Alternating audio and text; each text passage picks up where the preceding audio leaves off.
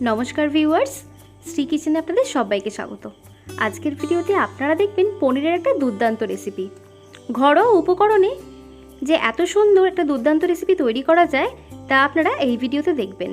এটা একটা খুবই সিম্পল রেসিপি আর তৈরি করতেও খুবই কম সময় লাগে। তাহলে চলুন রেসিপিটা দেখে নেওয়া যাক।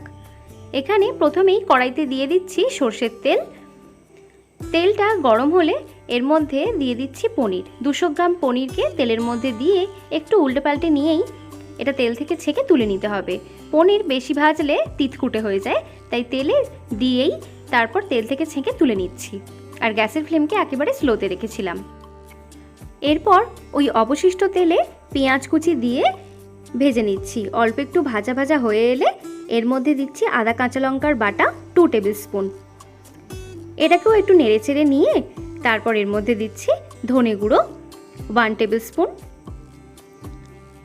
তারপর দিচ্ছি জিরে গুঁড়ো 1/2 টেবিল স্পুন, গোলমরিচ গুঁড়ো 1/2 টেবিল স্পুন, লবণ স্বাদ মতো, কাশ্মীরি লঙ্কার গুঁড়ো 1/2 টেবিল স্পুন। তারপর মশলাটা মিশিয়ে নিয়ে এর মধ্যে দিচ্ছি হলুদ গুঁড়ো 1 টেবিল স্পুন। এর মধ্যে দিচ্ছি অল্প সামান্য একটু জল আর 2টো বাতাসা। আপনারা এখানে চিনিও ব্যবহার করতে পারেন। তারপর এই মশলাটাকে একটু নেড়ে চেড়ে নিচ্ছি। এরপর আরও সামান্য পরিমাণে একটু জল দিয়ে মশলাটাকে এইভাবে নেড়ে চেড়ে কষিয়ে নিচ্ছি। তারপর এর মধ্যে দিচ্ছি টক দই, ফেটিয়ে রাখা টক দই। এখানে আমি 4 টেবিল স্পুন মতো টক দই ব্যবহার করলাম। টক দইটা এর মধ্যে দিয়ে নাড়াচাড়া করতে থাকবো যতক্ষণ না পর্যন্ত এ থেকে তেল বেরিয়ে আসছে।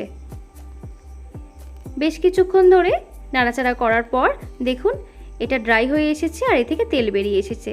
এবার আমি পরিমাণ মতো জল দিয়ে এর মধ্যে দিয়ে দিচ্ছি কাসুরি মেথি আর গরম মশলার গুঁড়ো 1/2 টেবিল স্পুন। এবার গ্যাসের ফ্লেম একেবারে স্লোতে রেখে এটাকে 4 মিনিট সময় ধরে ফুটিয়ে নেব। 4 মিনিট হয়ে গেলে গ্যাসের ওভেন থেকে এটাকে নামিয়ে নিচ্ছি। তৈরি হয়ে গেল সুস্বাদু পনিরের রেসিপি। এইভাবে খুব কম সময়ের মধ্যে খুব সহজে এই সুস্বাদু পনিরের রেসিপি তৈরি করে লুচি, পরোটা, রুটির সাথে সার্ভ করতে পারবেন। আর এটা খেতে কিন্তু দারুণ হয়েছিল।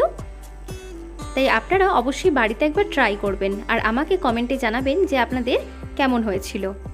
আর এই ভিডিওটা যদি ভালো লেগে থাকে তাহলে লাইক, কমেন্ট, শেয়ার করুন।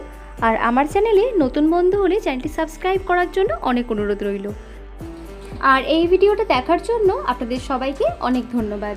ভালো থাকবেন, সুস্থ থাকবেন।